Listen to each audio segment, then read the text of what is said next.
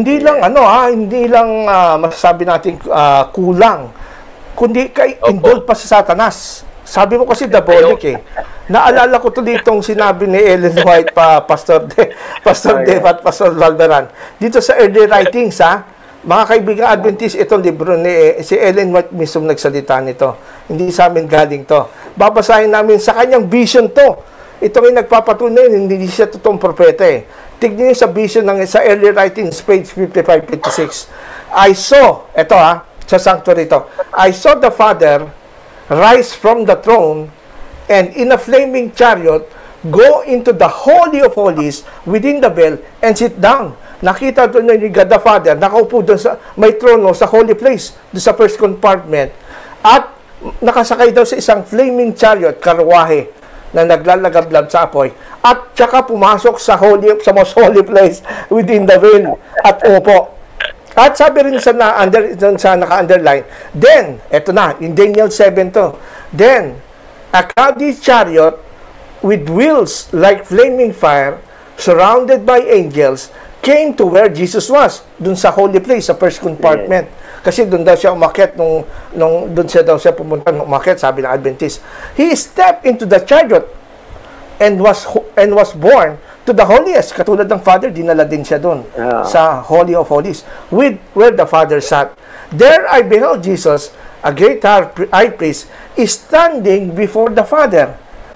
So nakita ni Ellen White si Jesus nung siya pinapasok sa veil, sa most holy place noong 1844. Siya nakatayo sa harap ng Ama. Samantalang sa Bible, nabasa natin noong mga nakaraan, si Jesus mula nung tapos siyang mapako sa krus at buhayin umakyat sa langit, siya nakupo sa kanan. Nakupo sa kanan. Si Ellen White, nakatayo sa harap ng Father. So, ibig sabihin, di ba? Nakita niyo yung pagkakaiba ng false prophet at true prophet, no? Tapos, on the hem of his garment was a bell and a pomegranate. Ito matindi. Ito yung sinasabi ko. Ito na, sabi ni Mrs. White, I turned to look at the company who were still bowed before the throne.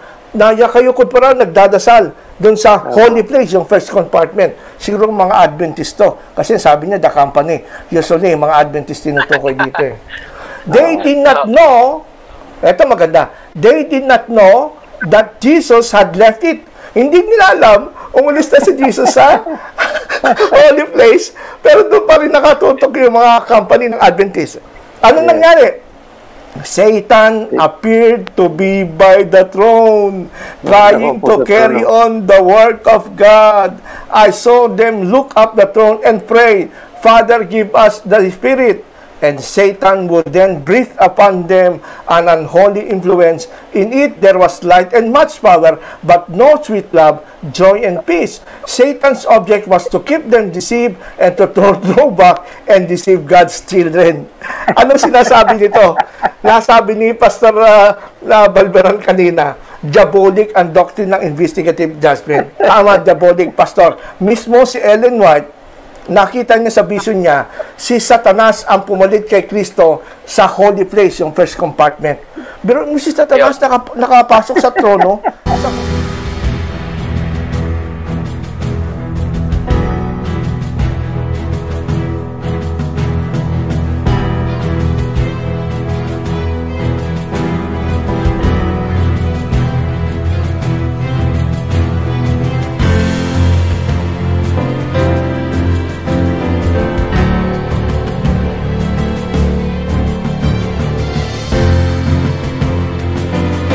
Sa holy place.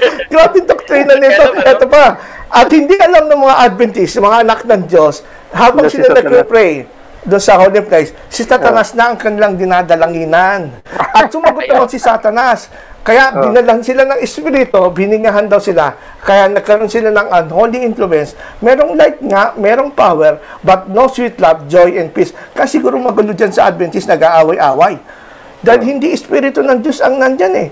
Si Satanas, kaya sabi nito, Satan's object was to keep them deceived and to draw back and deceive God's children. Pero mo, doktrina ni Ellen White, nakita niyo sa vision si Satanas, nasa holy place.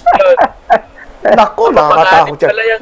Kaya, kapanganib talaga mga kaibigan. Early writings po yan, page 56 mga kaibigan.